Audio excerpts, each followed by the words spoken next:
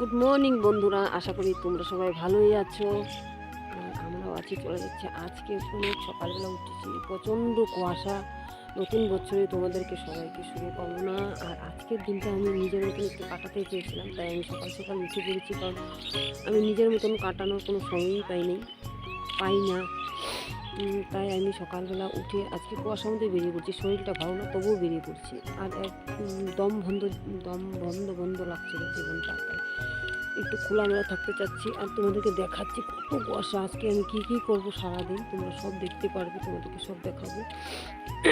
আর কুয়াশাটাও তোমাদেরকে দেখাই, এত কুয়াশা পড়েছে। এই দেখো কত কুয়াশা, প্রচণ্ড কুয়াশা, রাস্তাঘাটে চলা যাচ্ছে না। তবু আমি উঠেছি, আমি সকালে উঠি না।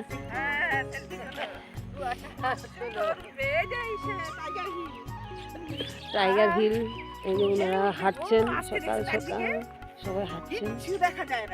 ওই তো তার জন্যই সকালের কুয়াশাটা তাই দেখার জন্য উঠলাম। আমি তো এত সকালে উঠি না, বেশি শরীরটা ভালো না, তাও উঠছি। আর এদিকে দেখতেই পাচ্ছ এত ঠান্ডা, এত কুয়াশা, এই যে রাস্তা কিচ্ছুই দেখা যায় না। আমার বাড়ি যেহেতু রেলের উপরে, মানে রেললাইনের পাশে, তার জন্য আরও কুয়াশা বেশি। তাই আমি রাস্তা সাইডে আসলাম, তাই তোমাদেরকে এই সাইডটা দেখালাম। আর যাবো না, যাই হোক, আমি বেশি দূর যাই না, হাঁটা চলা ঘুরিয়ে নিলাম। কিছুই দেখা যাচ্ছে না, এই এইটুকুন দেখি আমি বাড়ি চলে যাবো। তো কুয়াশা, এত কুয়াশা। যাই হোক, ওই সাইডটা মানে আমার বাড়ির সামনে পাশটা দেখিয়ে আনলাম। আর এখন দেখো রেললাইনের পাশটা কেমন দেখতে পাচ্ছ, কত কুয়াশা। সামনে যেতে করতে পারি না, মুখে ধোয়া পাচ্ছে, সেই কুয়াশা। যারা তোমাদেরকে দেখায়, এই দেখো কুয়াশার জন্য কিছু দেখা যাচ্ছে না। এই অবস্থায় ট্রেনগুলো কীভাবে যাবে, যে বাড়ি ঘর দেখতে পাচ্ছ, কিছুই দেখা যাচ্ছে না। ওই যে আমাদের বাড়ি,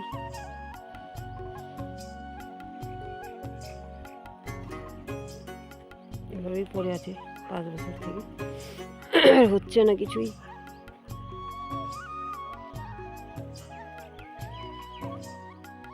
যাই হোক, আমি সকালে উঠে কিন্তু বেশি একটা বাইরে বার হই না, বাড়িতে কাজ করতে থাকি। উঠি সকালে, কিন্তু বাইরে একদম হাঁটাচলা কম করি। আজকে নতুন বছর, তার জন্য আসলাম, তোমাদের সাথে একটু কথাবার্তা বললাম। আর বাইরের ভিউটা তোমাদেরকে দেখিয়ে দিলাম। বেশ কিছুদিন থেকে শরীরটা খুবই খারাপ যাচ্ছে। বাড়িতে আসার পরে কোনো আর ভিডিও করিনি, ছোটোখাটো ছাড়া ব্লগ ভিডিও ছাড়িনি। আগেরই কিছু ভিডিও করা আছে, ওগুলো ছাড়তে পারছি না অসুস্থতার জন্য। ছোটোগুলো ছাড়ছি, বড়োগুলো ছাড়তে পারছি না। যাই হোক, আস্তে আস্তে ছাড়বো, দেখতেই পারবো তোমরা, ঠিক আছে। যাই হোক, সমস্ত কাজ সেরে বাইরে গিয়েছিলাম, এসে সমস্ত কাজ সেরে চানটা সকাল সকাল করে নিয়েছি, নিয়মের দিন তাই। এক জায়গায় যাওয়ার কথা দেখি, যেতে পারি কি না পারি। আর বাইরে কিন্তু এখন কুয়াশা, তোমাদেরকে দেখাচ্ছি, এত ঠান্ডা কী বলবো, ঘন কুয়াশা, প্রচণ্ড কুয়াশা। যাই হোক, বাইরেটা ভালো করে দেখাতে পারছি না। আর এখানে এই যে সবজি এনেছিল, ফোন বেজে 9টা বেজেছে, 10 মিনিট কম আছে, চা বানাই, ঠিক আছে। যাই হোক, আমি এখন বেজে গেছে প্রায় ওই 11:30 12টা অবধি। কেন বলতো, সকাল থেকে আমি মন্দিরে আসতে চেয়েছিলাম, কিন্তু আসতে পারিনি। অনেক রকম সমস্যা বাড়িতে, সব মিটিয়ে যতটুকু পেরেছি এইভাবে এসেছি আমি। আর এসে একটু ভোলেনাথের কাছে একটু পূজা দিব, সবাইকে একটু পূজা দিব। লাইফে অনেক কিছু আমাদের স্যাক্রিফাইস করতে হয়, আমাদের মেয়েদের বেশিরভাগ।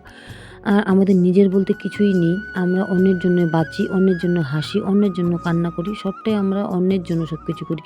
নিজের বলতে না কোনো সময়, না কোনো সব কিছু, মানে কোনো কিছুই থাকে না। আর আমাদের যখন বিয়ে হয়ে যায়, তারপরে তো আমাদের লাইফটা মানে আরোই মানে কেমন হয়ে যায় আমি নিজেও বুঝতে পারছি না। আর আমাদের লাইফের কঠিন সময়গুলো আমরা অনেকটাই মানে দুর্বল হয়ে যাই। আর আমাদের যখন নিজের মানুষরা পাশে না থাকে, পাশে না দাঁড়ায়, তখন আমরা আরও হেরে যাই, আমরা আরও দুর্বল হয়ে পড়ি। কিন্তু আমাদের কিছুই করার থাকে না, আমরা খালি একজনের কাছেই যেতে পারি, তিনি হলো ভগবান। ভগবান ছাড়া আর আমাদের রক্ষা করার কেউ থাকে না। আর বছরের প্রথম দিন আমি ওনার কাছেই সব কিছু বলতে এসেছি, কারণ আমার জীবনে এত লাইফে এত কষ্ট, এত সমস্যা যাচ্ছে, আমি নিজেও বুঝতে পারছি না কেন কী হচ্ছে। আর আমার জীবনটা প্রায় ওই 16 বছর থেকে আমার লাইফটা এভাবেই চলছে, কিন্তু আমার সবসময় হাসতে হয়, কান্না করতে হয়, কাজ করতে হয়, কিন্তু নিজের জন্য কিছুই থাকে না। নিজের জন্য শেষবেলায় একটু হাসিটুকু মুখে কেউ থাকে না। কিন্তু বাবার কাছে এটাই বলতে এসেছি, বাবা আমার জীবনের সমস্যাটা কবে দূর করবে, কখন দূর করবে আমি নিজেও বুঝতে পারছি না। আর এতটাই সমস্যা, মানে কি বলবো, সবাই তো সমস্যা সবসময় বলতে পারে না মুখে। আমি যাই হোক, আমি ভগবানের কাছেই বলছি, ভগবান কোনো না কোনো দিন আমার দিনটা ঘোরাবে, আমার জীবনে একটু হলেও সুখ আসবে। হ্যাঁ, লাইফে সুখটা হয়তো সবার জন্য থাকে না। আমাদের পরিশ্রম করি, সব কিছুই করি, কিন্তু সবাই সাকসেস হয় না। সবার দ্বারাতে হওয়া সম্ভবও না। হয়তো ভাগ্যের এটাই লেখন, ভাগ্যের নির্মম পরিহাস আমার উপরে। এতটা ভগবান মানে এতটা মানে আমাকে আঘাত দিচ্ছে, আঘাত দিয়েছে, আর কি বলবো, আমি আর বলতে পারছি না, বলে বোঝাতে পারছি না। যাই হোক, আমার মনের ফিলিংগুলো তোমাদেরকে বলছি, তোমরা দেখতেই পারছো আমি ভগবানের কাছে এসেছি, ভোলেনাথের কাছে গেলাম, পূজা দিলাম, আর মেয়েকেও নিয়ে এসেছি। আর এদিকে আমি ওই রাধা গোবিন্দর কাছে আসলাম, এখানেও একটু পূজা দিচ্ছি, পূজা দিয়ে ভগবানের কিছু মনের কথা বলছি। যাই হোক, তোমরা দেখতেই পারছো। আর এদিকে কিন্তু আমরা আরেক জায়গায় চলে যাচ্ছি, ওই জায়গাতেও পূজা দিব, কারণ মনটা খুবই খারাপ, তবুও আমি এসেছি, কারণ এতটা আমার সমস্যা হচ্ছে লাইফে, আমি কোনো কিছু বুঝতে পারছি না, মানে কোথা থেকে কি করব। আর প্রায় গত 2 বছর থেকে আমার লাইফের প্রবলেমগুলো আরও বেড়ে যাচ্ছে। যেহেতু আমার বাবা চলে গেছেন, আর উনি যাওয়ার পরপরই আমার মাথার থেকে মনে বিশাল বড় একটা ছাদ চলে গেল। আর উনি যাওয়ার পরে আমার সাপোর্ট দেওয়ার কেউ নেই। ওনার পরবর্তীতে একজনই আছে, ভগবান। আর তার কাছে আমি বারবার আসি তার কাছে ঘুরে, কারণ উনিও আমার দিকে মুখ ফিরিয়ে মানে রেখেছে। আর কি বলবো, এইসব মানে পৃথিবীটা জানি কেমন হয়ে গেছে। আর মেয়েদের জীবনের প্রত্যেকটা সময়, প্রত্যেকটা ঘন্টা মানে এক একটা পরীক্ষা।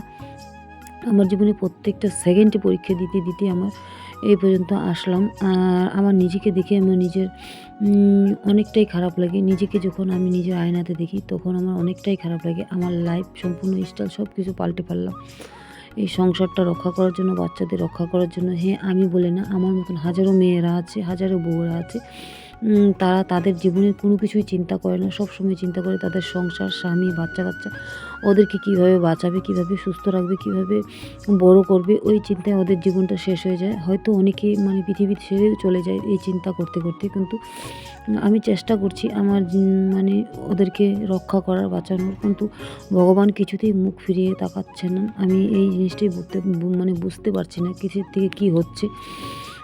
আর যেহেতু আমার হাজব্যান্ড অনেকটাই দুর্বল হয়ে যাচ্ছে আস্তে আস্তে, কোনো কাজকর্ম করতে পারছে না। আর মানে ওনারও ব্যবসায় অনেকটাই ঘাটতি হয়ে গেছে, কারণ বেশ কিছুদিন থেকে উনি বাড়িতে বসা, এভাবেই চলছি আমরা। যাই হোক, আমরা মন্দিরে আসলাম, পূজা টুজা দিলাম সবাই, মেয়ে আর আমি আসছি। আর দেখতেই পারলে তোমরা, মন্দিরটা ঘুরে তোমাদেরকে দেখালাম। আসছি বারবার সবার সাথে দেখা করতে।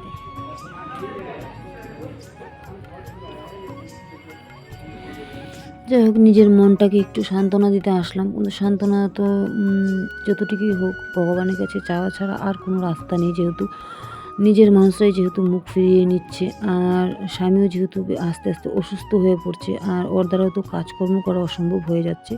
আর আমিও যেহেতু নিজে কোনো কাজকর্ম করতে পারি না, তার জন্য অনেকটাই মানে টেনশন, অনেকটাই কষ্টেতে আছি। কিন্তু আমি রেগুলার চলিয়ে যাচ্ছি, যেটুকুন পারি ভিডিও দিচ্ছি, হাসি খুশি থাকছি, সেটা আমাদের কর্ম।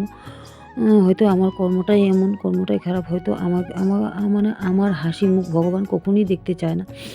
আমি একটু খুশি হই, আমি একটু হাসি, একটু ঘুরি, সেটা ভগবান কখনোই চায় না। আর মানে আজকের দিনটা আমি নিজের মতন লাইফটা কাটাতে চেয়েছিলাম, কিন্তু হলো না। ওই পিছুটা আমাকে নিয়েই যাবে। আর যেহেতু বাড়িতে আরও লোকজন আছে, তাদের খাওয়া দাওয়ার ব্যবস্থা আছে।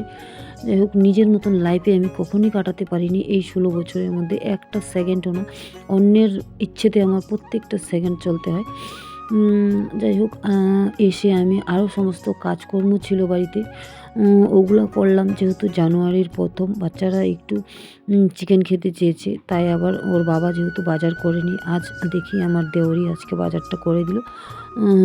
তাই আমি ওই চিকেনটা রান্না করছি। আর শাশুড়ি মা যেহেতু বড় ভাসুরের ঘরে মানে খেতে বলেছেন, আর উনি যেহেতু চিকেন খায় না, তবুও আমি একটু ওনার জন্য মাছও রান্না করেছিলাম।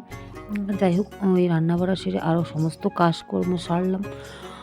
আর সেরে তারপরে এখন বেজে গেছে প্রায় ৪টা। আমার যেহেতু সকালবেলা আমি ঘরটা মোছার সময় পাইনি, আর আমার যেহেতু এক ঘরই সব আর তেল ছিটকে, তার জন্য আমি ঘরটা মুছে নিই। আর বাচ্চারা যেহেতু অনেকটাই মানে অত্যাচার করে, আর এদিকে ছেলেকেও খেয়ে মানে খাওয়া দাওয়া হয়ে গেল, মেয়েকেও খাওয়া দিয়ে আসলাম। ওদের খাওয়া দাওয়ার পর ওর ড্রেসপত্র পরছে।